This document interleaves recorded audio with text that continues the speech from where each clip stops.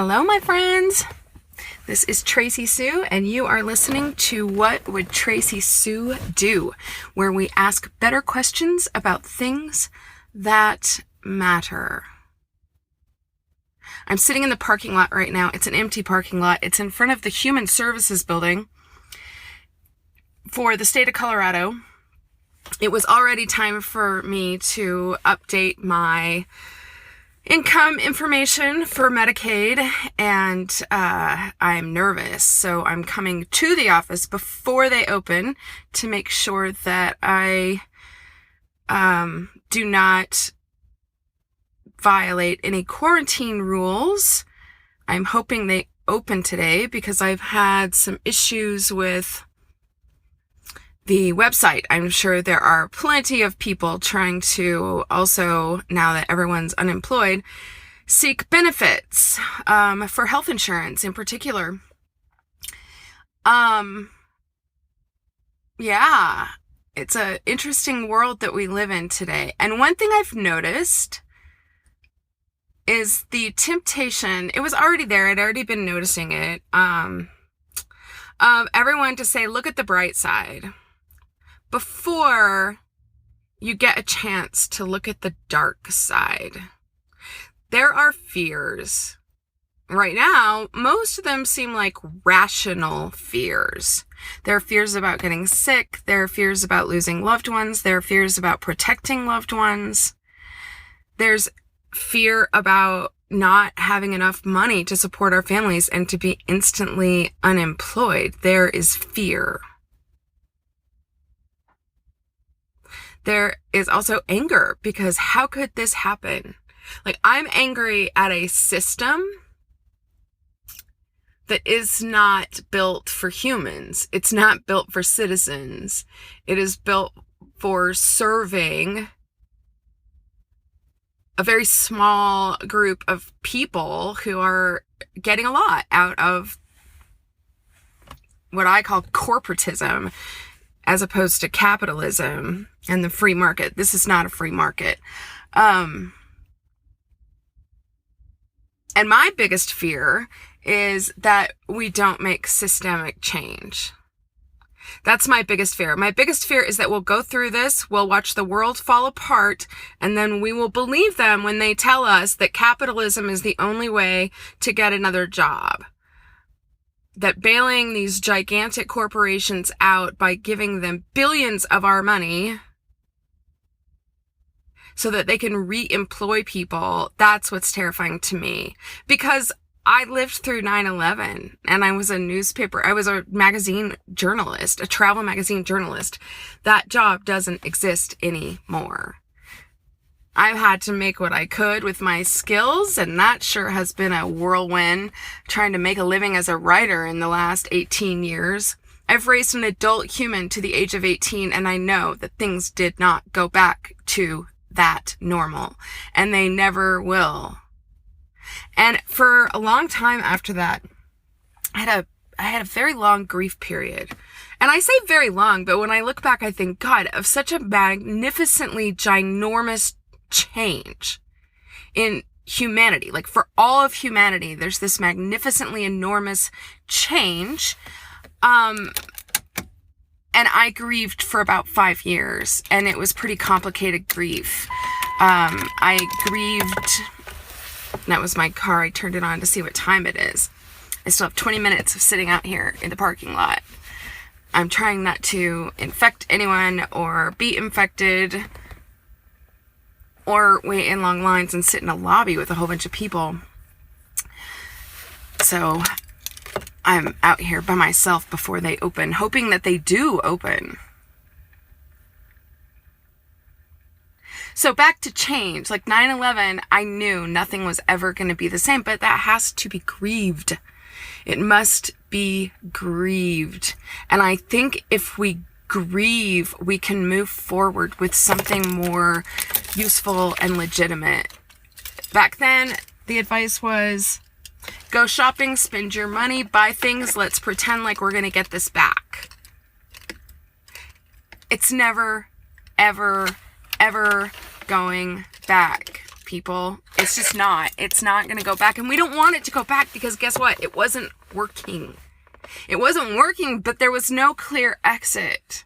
There was, constant stalling out using loopholes in the system to prevent anyone from getting anything done. And there's been this extremism. We either get to be extreme corporatists or we get to be extreme in our change to a better system. And people hate change. Like, we are fundamentally built to not change. Our systems are built to not change. But I know myself, I had prayed for something that would change things. I know many of you had prayed for something that would change things. I mean, the biggest thing for me is that the way that we live is inhuman. Our government, our systems I believe our systems should be created for humans to give us the most sense of security, belonging, safety, prosperity together. And our system, the way we've been doing it, most absolutely 100% does not do that. And there are people on the planet doing it far better than we are. Far better than we are. God, my biggest fear is that we don't make positive change, that we just try to go back to the way it was, and we believe the lies we believed after 9/11, which is the only way out of this is to dump billions of dollars into the hands of these mega companies. A lot of those mega companies they bailed out don't exist now. They did the same exact thing in 2009 when the market crashed. Let's bail out the banks so that they can rehire people.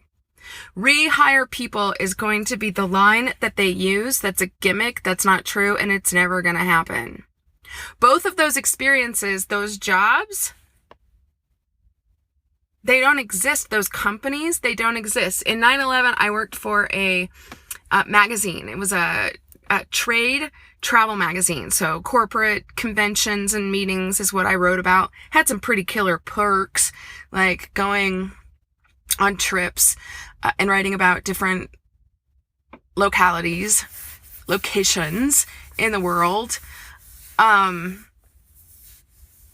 It doesn't exist anymore. So, and my entire industry of writing has changed so dramatically that to put money in that company's hands to rehire its employees is foolish. 2009, my family lived in Pittsburgh, Texas, and there was a mass bankruptcy in the food industry, which you can feel that today as the company that purchased that company is now a global monopoly for, they call it protein, livestock meat. And when that company was liquidated and bought up by a larger company, the company that my husband worked for was bought up by a larger company. The majority of people who worked for that company did not get to go forward. We actually had a foreclosed house in that deal. We had this wonderful home. Oh my gosh, I loved this home. I hated the town that it lived in, and I hated the community that it was in, and I hated everything about living in Texas pretty much, except for being near my grandmother and my family and this house. And we couldn't even sell the house. Well, we could sell it. Lots of people wanted to buy it, but the banks weren't loaning money. But bailing out that bank did not prevent us from having to sell that house because the company that employed those people in that town no longer existed. So when we're dumping money, and there will be money dumped, there's already money being dumped. We cannot just be dumping money into giant corporations, assuming that those corporations are going to be there a year from now. Even with bailout money, they very probably won't. And most certainly, what we can learn from 9/11 and 2009 is that, yeah, we can bail out these mega corporations to support a system that wasn't working to begin with, instead of taking a step back and saying, hey, perhaps we could think of a better way to do this. That's my biggest fear, that we go through all this pain and anxiety and we end up in the same place, in a system that doesn't support humans, but supports these mega corporations who are theoretically supposed to employ us, but actually don't. They don't employ us because they're not paying us enough money to actually live on. If you qualify for benefits from the government while you have a job, that is not a job. It is not a legitimate job. You cannot claim that you have a job if you're not paying people enough money to not need government benefits. Like, that's my base level, whether this is a job or some sort of indentured servitude. I mean, I can't tell you how many people I've talked to where I'm like, you're losing money. When I was doing one-on-one life coaching, I would see this with women all the time. And it was a big problem, especially after 9/11, when I became a mother, was that our companies, we didn't go back to work there. And we don't have any benefits because we don't work for companies. And that's how our entire health industry benefit system is set up. And so you're just left hanging in the wind. Ship shoppers, Uber drivers, Lyft drivers, freelance writers, freelance attorneys, everybody's a freelancer now. So to say, hey, mega corporations, we're going to put this money in your hands and then trust you on the free market to get it to the right people is wrong. It's a delusion. That's never going to happen. We know that from history. It is not going to happen. What would actually work to create a system that might function on the free market is to put that money in the hands of humans, of citizens, of people who live here and claim a way to live. Put that money in the hands of us and then allow us to make choices about what we do with that money. That would actually determine what our values are in an authentic way. Authentically, we would get a stack of cash. They are giving away billions of dollars, just billions, and they're just handing it to these corporations that may or may not exist. Certainly will not exist in the way that they were, certainly will not rehire at the numbers they had, and they were already skeleton numbers. They were already skeleton numbers because after 2009, they did not rehire people. They did not. And they certainly did not rehire people for good wages. They rehired desperate people at poverty wages and they kept them at poverty wages. That is not the way a system works. We have to understand we're never going back to George W. pre 9/11 job economy. It's never going to happen. It's gone. It's over. It wasn't stable to begin with. I think that's the thing I really, really, really hope people sit back and take stock of. A stable economy has jobs, actual jobs where a person can pay for their family to live in a home with electricity, and buying food, and nutritious, clean, healthy food should not be a fucking luxury. That should not be reserved for the wealthy. With medical care, health care, two different things. Medical care, something's wrong, I need to go fix it, I need help. Health care, hey, I have enough money to pay for a gym membership, I can buy healthy food, I can, have a balance between my life and my business, or my life and my job. I get mental health care, mental therapy. We have ways to be healthy.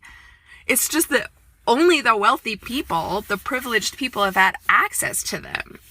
A healthy economy makes sure that the majority of their people have that. Most certainly the majority of people don't have that. Even before we had this crash, the majority of people lived in a state of low-level terror about what if something happens. What if something happens? You're not going to get out of it. Everyone needs help. We're all in this together. We are not in this as the infants of giant mega corporations. If you put the money in the hands of actual citizens, hey, you filed your tax returns, let's send you an extra whatever that number is. You put that money in people's hands, and then we can choose. Do I buy from this airline? Do I go to this grocery store? Do I buy this kind of produce? Do I buy this kind of service? Jobs are going to be lost, and the messaging they're going to give us is this. We have to bail out these big companies, and so we're going to put billions of dollars in their hands, and then they'll rehire at their leisure. They're not going to rehire. We're never going back to those numbers. And a big reason is that we shouldn't be all consolidated in these giant companies to begin with. These are monopolies. That's why these companies are so fragile, is because they have bad business practice. They have the kind of business practice that makes them so fragile that they cannot survive one day. In an emergency, we have a healthcare system that is not set up for public health. And we need a system set up for public health. Because when we do things as a massive emergency, we cannot be economically smart about it. People don't make smart decisions when they're in desperation. They don't make considered decisions. And right now, what we need are considered decisions. The way that we've been doing things doesn't work for humans. It does not work for society. It only works for inanimate businesses. A stock market is not an indicator of a healthy economy. I was talking about this last year. I didn't know how we were going to end up in a recession, but I knew we would most definitely were going to end up in a recession. Go back and listen to that. Because when you have housing prices that people cannot afford to live in, and it costs more money than people make at your typical job to live, just basic fundamental living, and your majority of your population is living in a desperate panic for survival, but you live in the wealthiest nation in the world. Like, people talk about, oh, in Africa, people are so happy and they don't have any money. They don't live in the wealthiest country in the world. If you're living in the wealthiest country in the world and you're surrounded by people who appear to be safe, you're going to have a different psychological response than if everyone around you is poor. That's just true. It's the disparity in America that is the lie. The disparity. We are all in this together. Whether we like it or not, we're all in this together, and every one of us needs healthcare, and every one of us needs a job or income, but we cannot continue to believe that that's going to be this mega industrial. Right now, what we're going to find out is that almost no one needs an office. That's what we're going to find out. That almost no one needs an office, that the machines can take care of most of this, and people can do things online that they were doing in an office. Well, they're going to shut down those offices because those cost money, utility bills and that sort of thing. And I'm telling you right now, that's a skill set. I have that. I'm going to do a podcast a little bit later about how to be alone, because I'm a rock star at being alone. As we come together and we sit quietly in our homes, I'm praying that we choose to invent something that makes sense in today's world, in today's economy, for today's humans, for today's citizens. And I really hope that we get a clear sense of our global connection. Like, I really hope that we're perceiving the world differently, that it's global. Our economy is global. Our food system is global. Our corporatism is global. So these big corporations that do business here, but are not American owned and don't pay American taxes, we're going to start handing them billions of dollars. Please register that when you start hearing these bailout plans. They're already happening. And start paying attention to who these people are. And start thinking whether that really is a better way to use the money than to send it to you and me. Like, these mega corporations have made so much profit. Why are they not bailing out the government? Why are they not sending their own employees home with pay? Like, the amount of profit they've been making, what have they done with that money? Where is it? And now they're going to say, well, we're not making record sales anymore, so give us a big fat free check. Yeah, that's exactly what they're going to do. And we know that because that's exactly what they've always done. And then they're going to look like superheroes. All right, I'm going to go get in the physical line because people are starting to show up. And I've been sitting here for 20 minutes. So I will talk soon. Oh, boy, man. So in this office, this woman, I'm the first one. Actually, I drew the number 4. That was my ticket that I pulled, was number 4, even though I'd been there for 30 minutes. 2 people reached to the door before I did, which is fine. But I went in because their website is getting lambasted and it's not quite functional. And I wasn't finding the information that I needed online to provide them with what they call income verification. And I'm self-employed, so that gets complicated because I'm operating in a negative balance currently and have been for a bit. Anyway, the girl there, woman, I guess, kept saying the same sentence over and over, like I was a mentally retarded child. So she was like, well, I said, I don't know what evidence you want me to provide, and I don't know what number to put in this blank. Like, there's just a blank that does not allow me to give them adequate information. And she kept saying, you take your income and you minus your expenses, and that's the number. And I was like, okay, it's a negative number. Should I put a negative number? Does the computer take a negative number? It doesn't matter. You take your, and she just kept repeating that.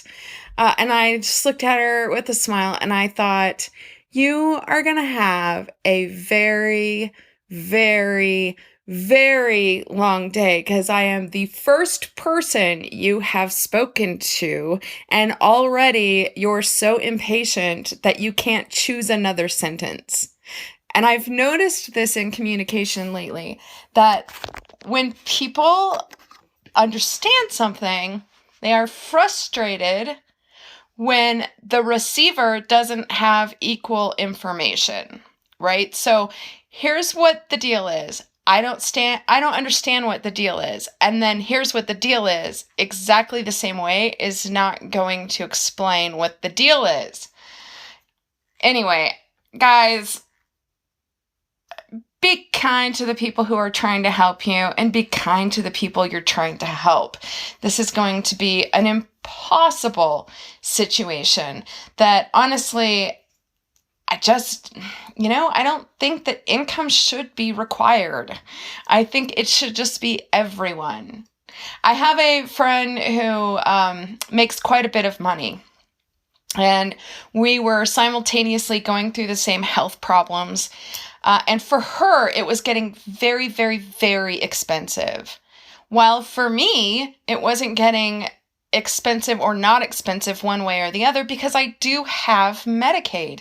And I have to tell you, I am faring much better health-wise than she is, because she feels like it's a luxury to take care of her health.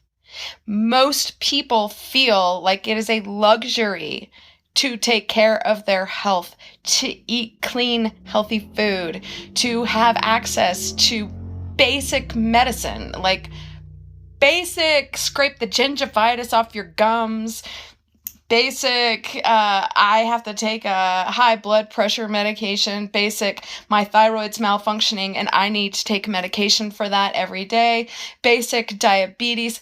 Like the health problems that people have currently are just as significant as the ones they're facing with this virus.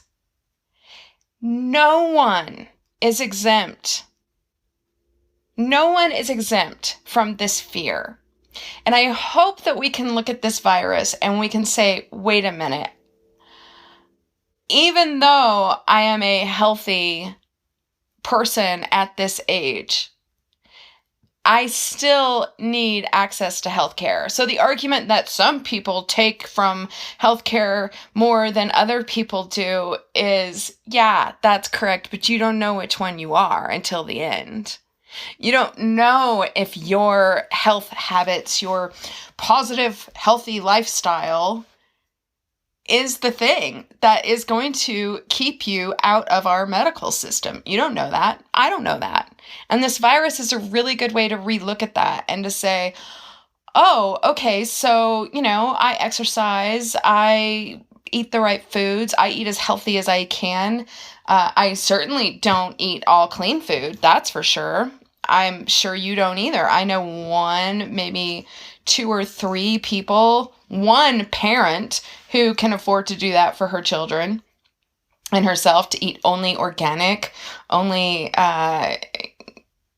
healthy raised animals. That's just not within reach. And I think that's a problem. I think we've been focusing on how we run the world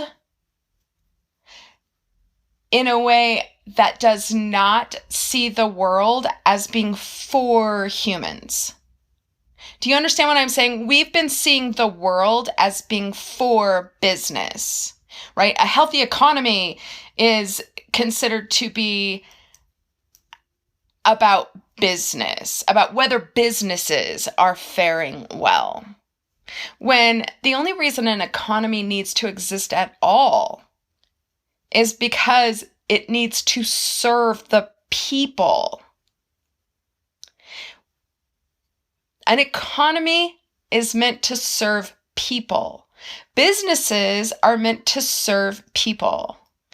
We went through this industrial revolution, and to do that, in order to make capitalism as it was envisioned happen, they had to convince people to leave their self-sustaining farms, to move to cities, to go to work in a factory for so many hours per day that it was incredibly terrible for their health.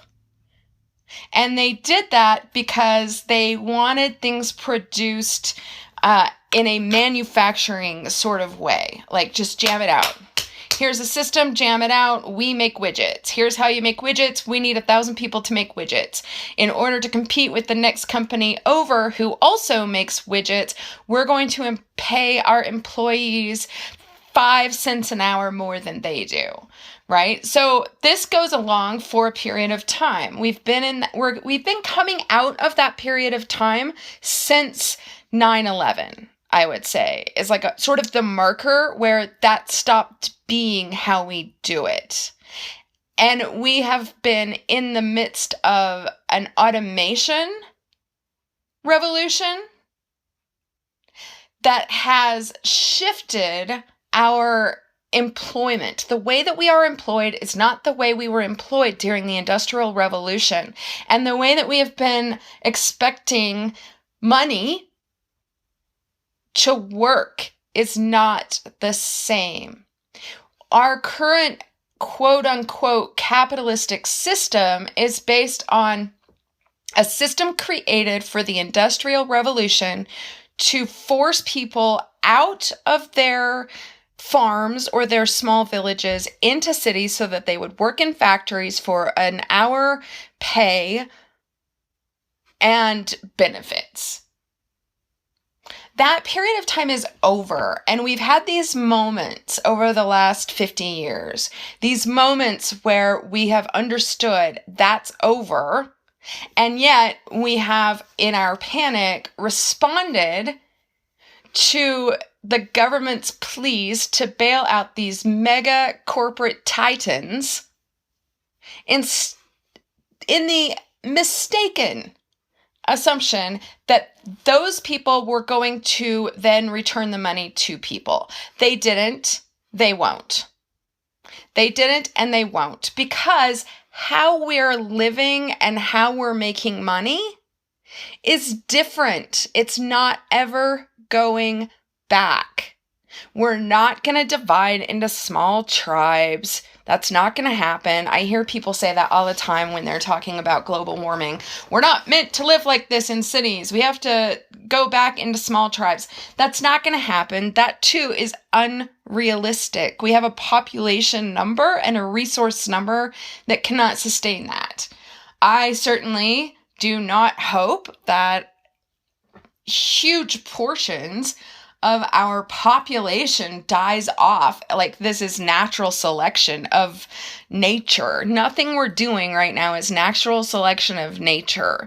Certainly, expecting our income to come from a small group of companies that are just megalithic in our global system is not according to nature, and it's not smart. That's why monopolies are a problem. It's not that you don't want companies to make a ton of money. You don't want the monopoly to be in one place because, for instance, our food system is so precarious in terms of quality and whether or not we can feel secure that... I answered a call. I didn't know that you would still be here. I'm waiting for a call and I don't want to miss it. So if I stop speaking, that is why. What was I saying? Okay, we are no longer in an industrial economy, and yet our systems, the way that we're managing money and the way that we're looking at jobs and the way that we're looking at who should be providing healthcare is from an industrial age. It's about 50 years behind where we need to be. Like, we literally cannot go back to that. There is no way we can continue to run our economy on monopolistic, megalithic global companies and to spend all of the money that somehow is coming out of nowhere and to dump that into these megalithic companies and say, this is going to help the economy is delusional. It's not going to help the economy because we don't even know if those companies are going to be organically and authentically left when we come out of this virus situation. Mostly they won't, because here's what we're going to learn in about 5 minutes in the world. We're going to learn that almost no one needs to go to work anymore. That very few people need to be at an office in order to make the world function. Man, I wish we had known this back when I had first had children, because I didn't want to quit my job. I didn't want to not have employment, but I was faced with this horrible choice to either leave my children for 60 hours a week. If you count commute and lunch, it would be 60 hours a week. And what do I want to do that for? I don't want to do that. I don't want to do that, leave my children for that long. And also, I couldn't afford to do that because that's 60 hours of childcare, right? So you end up with an entire generation of women who are very educated, overeducated, who then become stay-at-home moms, who then cannot re-enter the workforce because their jobs have been taken by millennials, and they had, quote-unquote, left the workforce, in order to parent. And so now no one wants them back because they don't have enough experience. Women have been the most underused resource. Mothers have been the most underused resource in the world because we had this idea that people had to go into the office. Well, guess what? We're going to realize right now what those of us who worked from home since 9/11, since we had babies, since we were faced with impossible choices, the rest of the world's going to realize that you can be more effective, more productive. And I'm going to do a podcast about how to be productive because it is a skill set. It is a skill set to be able to work from home. And, but we're never going back to offices. We're not. It's just not going to happen. This is going to instill in us new knowledge. And that knowledge is hardly anyone needs to go to offices. We're also going to learn that almost no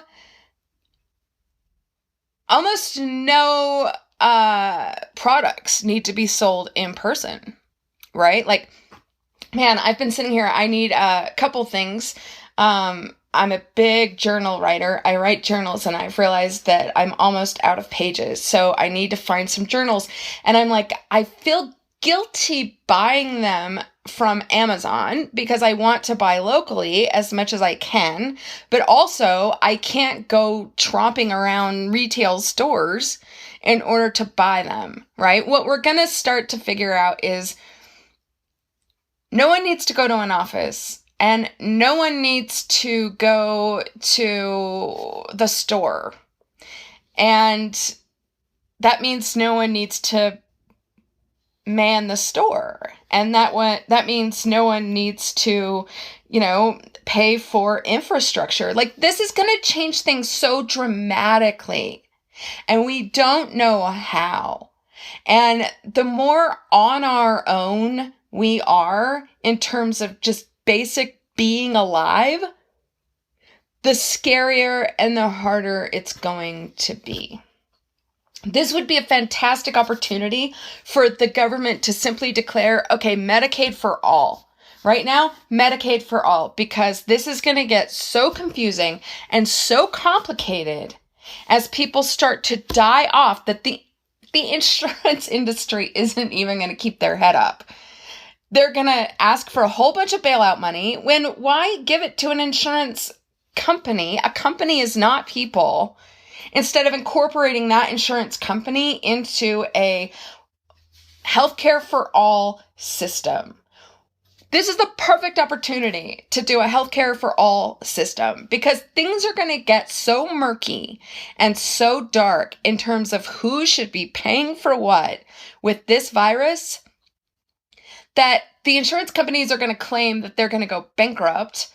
And the hospitals are going to claim that they're going to go bankrupt too, when our healthcare system isn't meant for companies to not go bankrupt. It should be meant to keep citizens and residents healthy. So if we have a system that is meant to keep citizens healthy, we are set up for this, right? The big crisis in America is that we're going to run out of resources because companies who are in for-profit situations do not prepare for public health emergencies. It's not their job. However, because that's our system, that is the only thing we have going on. The only thing we have going on is not about public health. And I think that's a problem. I think this is the perfect opportunity to say, you know what? This system doesn't work. It doesn't function. It doesn't function because we don't go to jobs anymore. And so our employers paying for or assisting with or going through the employer is not a reasonable expectation for the majority of people anymore. That was for a day and age that has long since passed. Having your healthcare tied to your job is long since past. So many people are going to be unemployed and never re-employed. See, that's the thing we can learn from 2001 and 2009, 9/11 and the housing crash. What we can learn from that is that people are not tied to their jobs forever, and those jobs never come back. The jobs that existed in 2001 never came back. So once you're gone from your company, as millions of people are now just gone from their companies, right? Their company is gone bankrupt, it no longer exists, whatever, right? Those people cannot have a reasonable expectation of being rehired. No one can have a reasonable expectation of being rehired, which is why it does not make sense to tie our healthcare to employment at all. It doesn't make any sense to tie our healthcare to employment at all. So what do we then tie it to? We tie it to ourselves, to the fact that we're citizens and residents and that we're alive. And we consolidate that so that it is efficient. That's the beautiful thing about running it through a government, is that it is efficient. We know that everyone is covered. You should be allowed to change jobs or change professions or be brave enough to launch a company or to switch whatever it is that you're doing now to something else without having your healthcare tied to that. Because that's when an actual free market takes place. An actual free market takes place when we have the ability to choose what we do to make money and not have that be a death march of terror because we cannot have a specific kind of employer. Right. So what I discovered after 9/11 is that the travel industry was never coming back to the way it was before. Now, hotels and airlines and that sort of thing eventually got back on their feet. But being a writer never recovered because we simultaneously had this revolution in technology and automation. Right? So now the whole thing changed up. It just switched around. We're never going back to a place where the majority of people are employed by a big company. And even if we are working for a big company, this is what we learned after 2008 or 2009, that housing crash. What we learned is that they don't hire people back full time. And certainly they don't hire them back full time on salary or with benefits, right? So after 2009, we bailed out all of these giant banks and these big companies and said, oh, well, we have to keep the economy moving, so let's dump all this money into massive bailouts for banks and such so that they can continue to lend and so that they can hire people back. People did not get hired back. They ended up owning small businesses. They ended up working for places like Lyft and Uber and Shipt, which is just an abuse of the 1099.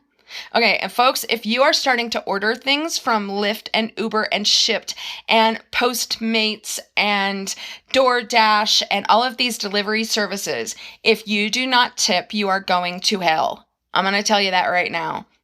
You won't need any religion in your life. You will go straight to hell because those people are paying for their own gas. They are paying someone $6 to go get your stuff from Target, and that person is taking a health risk. They're risking their livelihood by driving around their car. They're paying insurance. They're paying gas. They're paying all kinds of things. They are not compensated per hour. They will be losing money to bring you what you need in terms of food or whatever they're picking up at the store for you. If you do not tip them, that is a ticket to hell. Straight to hell. These people have no benefits. I did this summer to see what would happen. And I lost money. I lost a significant amount of money because people don't tip. That's how entitled we've become. And if you feel entitled to put someone's life in danger by running errands for you and you are not tipping right now, straight to hell. Everyone who's ever worked in the service industry and tried to survive on tips understands that you will go straight to hell if you do not tip. It's just true. And if you're a dick, no. Tip your drivers. Tip your drivers. And you won't necessarily see an improvement in this industry in driving, which is going to be one of the most needed people right now, because all of a sudden everybody's going to do it. And so they'll be competing to lose money. There will be a competition to lose money. Because these big corporations, you're paying a fee and you think that they're going to the driver and they're not. They're not. Because of the way that we are changing our ways that we work, and because things are so in flux, the only efficient, fair way to do it is for everyone to have equal access to the medical system, regardless of their employment situation.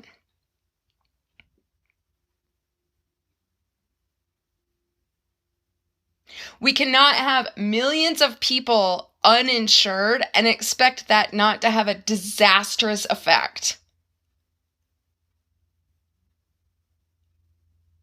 We have to change the way we are taxing and the way we are working and the way we are being covered with our health care and the way we are saving for retirement to make it so that the person who does not work for one of these mega corporations is not harmed to the degree that they can't even sustain their own lives.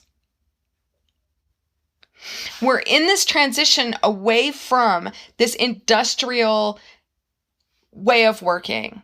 And that's what our social system is built on, this industrial way of working that is never coming back. The most efficient economically, as a people, as a country, as a group of citizens who have declared allegiance or belonging to something, needs to be covered universally. Everyone has to have insurance. I don't care if you're a 25-year-old man who doesn't have to worry about getting knocked up and doesn't have to worry about all the freaking complications that come with femininity and being the part of the species that bears children and thus bears the financial and medical burden. It is in your interest that we all get health care. It should not be a luxury. There are things that just should not be luxuries that are currently luxuries because we're still pretending that there's a 9-to-5 job out there for everyone, and there's not. Like, that's the assumption that we're working on when we say, oh, well, why should I pay for them? The assumption is that there is a 9-to-5 job for them to go out and get if they just wanted one. And it's not true. I know it's not true. Certainly over the last 18 years, I've had periods in my life where I'm like, forget it. I don't want to own a business anymore. I just want to go get a job. But that's not how it works. I can get contract work from a large company, maybe. But a job is not coming back. And an office where people have their jobs also is not going to come back. So if we dump all of this emergency money into the insurance company instead of dumping it into a communal fund where everyone gets access to medical care, it is going to be a terrible missed opportunity. And it's just going to be really inefficient. All of that money is going to go in the toilet. because we're going to end up paying for everyone's healthcare anyway.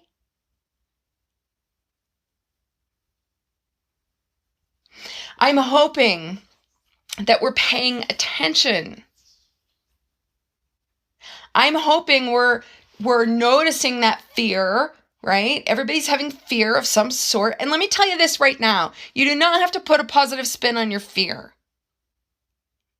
To effectively have feelings, by effectively, I mean so that feelings don't ruin your life with addiction or crappy habits or just feelings can ruin your life if you don't deal with them properly. The proper way to deal with feelings is to acknowledge them and not pretend that they're something else. Just take them at face value. I am scared. I am angry. I am hurt. These are very normal feelings. They're not wrong. And it's not better to just shove it down and say, oh, I don't want to be negative, or don't be negative, or on the bright side, there are going to be beautiful gifts from this experience. There are. But to silence people by insisting that they never say anything that is quote unquote negative creates a psychosis in our culture and in our people. It is not negative to draw attention to ways we can improve based on our current realities. Like, negativity has gotten a bad rap. In Maslow's hierarchy of needs, Maslow studied happiness. Okay, happiness. You do not get to the higher levels of self-actualization or gratitude or things that are of a healthier vibration if you're stuck on the bottom level of food and shelter, right? There are just some fundamental things that must be taken care of for us to feel safe. Feeling safe and belonging are two very fundamental needs of humans, of pretty much all species. And our current health system leaves us feeling panicked and unsure and desperate. And it's unnecessary. We're at a point in civilization where it's just unnecessary. It's not even like we have to invent something new. All we have to do is look to the left at Canada and say, oh, okay, that's how it's done. Let's just try that. Let's replicate that. Let's watch countries and how they fare through this virus based on how their medical systems are set up. Let's just watch that and see whether their panic is the same as ours, whether their financial disaster is the same as ours, because they have a healthcare for all system, as does Britain. Let's just watch and see who spends more money on this, them or us, and who gets healthcare. Every person in Canada knows that they get to have healthcare right now. Every single one of them. I envy that. I mean, I have healthcare for this second because I'm on Medicaid, but why should only I get it? Why don't you get it too? There's no reason why you don't get it. It is more efficient to have drug companies negotiate with all of us all at the same time so that they can't just ass rape people for kicks.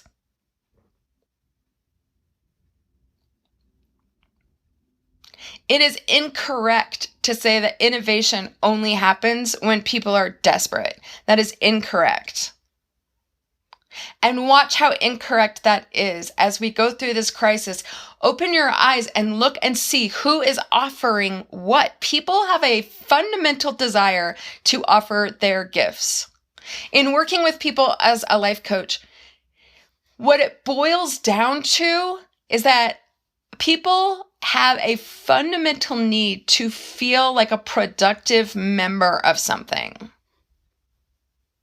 So a big crisis in terms of creators and entrepreneurs is that I have a gift and I can't get people to buy it because I'm stuck at this space where I'm struggling to maintain this crap job so that I can keep this crap insurance. So now I can't give my gift. Or I've known entrepreneurs who they make it to the ideal. I only have to work 4 hours a week, and they plunge into a massive depression.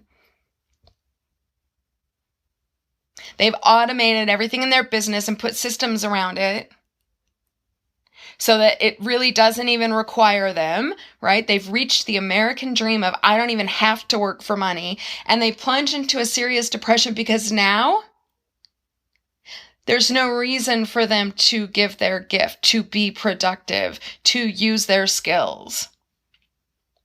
And guess what? The ones who come out of that depression find a way to do it anyway. They find a way to be productive. You don't have to have a motivation of billions of dollars in order to want a vaccine, or in order to want someone to not suffer.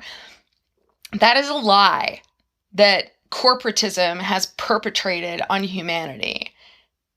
That progress is not made unless there is a desperate need for something is a lie. We will have progress. We will be inventing things. We will be sharing. We will be addressing all kinds of illness without this lie that a profit motive is the only reason that a company would develop a drug. That is a lie.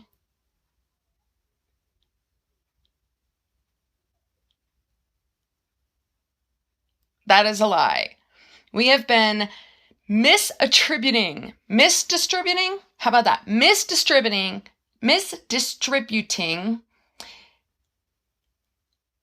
It's not about redistribution. It's about misdistribution. We've been doing it wrong in the first place. We have been distributing rights to corporations instead of distributing resources to humans. We have been thinking about a corporation's profit instead of the healthcare needs of our citizens. We have allowed our citizens to be exploited for profit.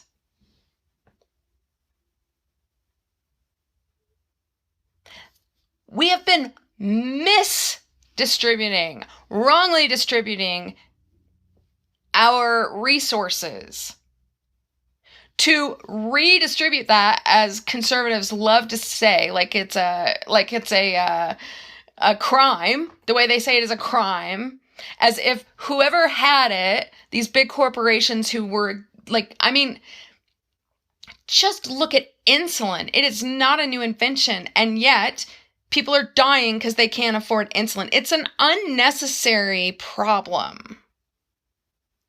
And the idea that these companies have a right to this technology and that we have to go through these insurance systems, it's just a fraud.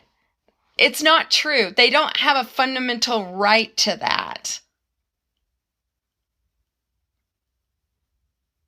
To control a person's ability to have access to being alive, like what they need to be alive, that it should belong to this massive corporation, is crazy. It's insane.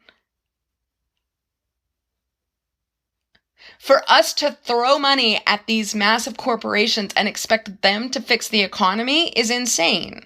It can't work because people are not working for corporations the way that they were 50 years ago.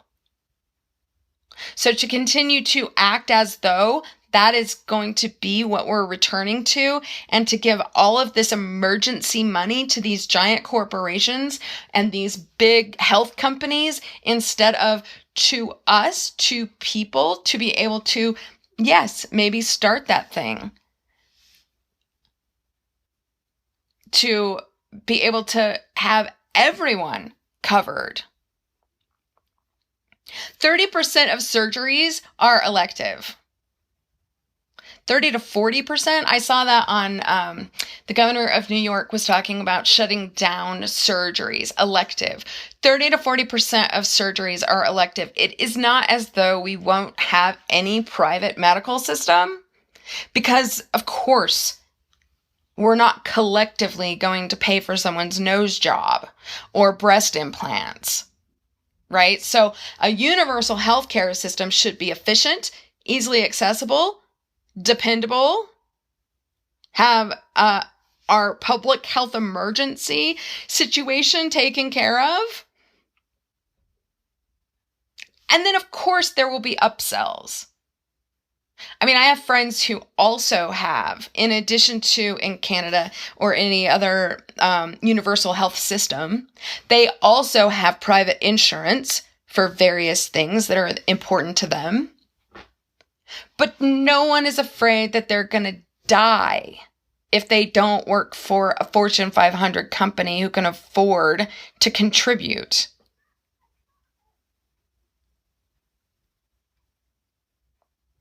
Pay attention to how our healthcare system fares compared to Canada's healthcare system or Britain's healthcare system. Let's just watch and see. And keep an open mind. Like, notice your emotional reaction when you see Donald Trump say that they're giving $53 billion to Pfizer.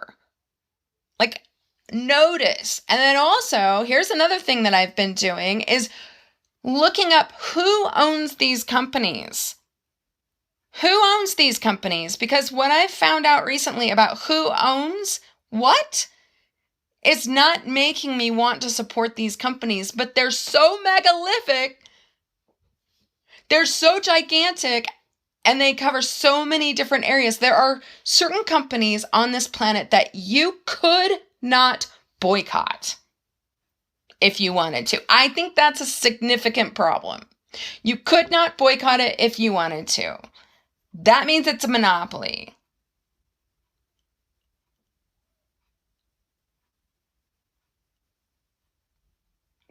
All right, I am going to keep making podcasts whenever something strikes me that I feel like I want to talk about, I guess, because why not? I mean, I have a fundamental need to express. I mean, this is another thing, right? When you say, oh, people don't do things unless there's a profit. I do not make a profit from my podcast. Maybe someday, if I just become a major sensation or whatever, I'm going to be making a profit. And yet, something within me is fundamentally designed to have insight and to need to share that insight. Like, I need it in the way that other people need air. My body develops,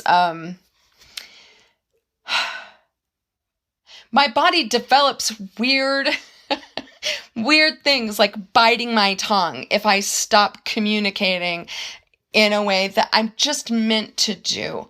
And so I'm going to keep making these podcasts because I keep getting downloads, I call them, inspirations, compelled. I feel compelled. And it's a way for me to connect with you and hopefully give whoever is the receiver some comfort, some new ideas, some new insight, some new perspective, or validate whatever you're thinking or feeling, because you are allowed to be scared. You are allowed to be angry. You are allowed to grieve. We all are allowed to grieve. Grief includes sadness, anger, denial, frustration. Like, all of that is grief. And we will be grieving the end of an era here. And that takes a minute. It takes a minute. This is scary. This is, for me, far more, I see this as an opportunity, and my biggest fear that comes up is that we won't take it, that we'll just go right back to being stupid and doing things in a way that doesn't make sense anymore. Like, I feel like this is a wake-up call. So wake up, world, globe, wake up. And I feel like, yeah, we want this to go in a certain direction. We want it to be more love, more connection, more joy, but you don't get to that by skipping the parts where you say, hey, wait, this is a problem. Let's not do that again. All right, I am going to also, I am super good at working from home. I'm fantastic at being alone, and I understand that most people don't have the capacity to be alone like I do. So I'm going to do a podcast about that. So stay tuned. Keep listening. Thanks for being here. My name is Tracy Sue. You can find me at tracysue.com, TraceeSieux.com. I do have a Patreon if you'd like to get a closer connection there. I have a lot of information that I'm totally happy to share. Patreon for me is a way for me to share all of this great stuff that I have created over the years. Life coaching stuff, time management stuff, spiritual stuff. Like, I've created a lot over the years. And Patreon is a way for me to be supportive to people who want that information without me splattering it all over the internet. So I have plenty of courses that I'm happy to share, meditations, podcast talks. I would love to share these things with you without me spending 5,000 hours splattering it all over the internet to make sure that you see it. I can deliver that to you through Patreon. You can find me at patreon.com/Tracy Sue. That's patreon.com/TraceeSieux. And you can find me on my website. Keep listening here. Subscribe, rate, star. I don't know. Do what you got to do. But I am going to be producing more information in a less strategic format, just as it comes to me, as I feel inspired to share. And doing that through this podcast and on my Patreon page seems like the most efficient use of my time and energy. Yeah, and so the people who really do want to participate in this with me and receive what I have to offer, those are the places that I'm going to focus my energy, I think. I'll be posting a little bit on Facebook. But honestly, friends, I've talked about this before. My trust of social media is down. So I like the idea of Patreon because they are not using my SEO words to create controversy and conflict, which I just don't have the energy for. I don't have the emotional, mental, energetic bandwidth for it. So meet me over on Patreon and stay tuned. Subscribe so you do not miss my information about how to be alone. Love you.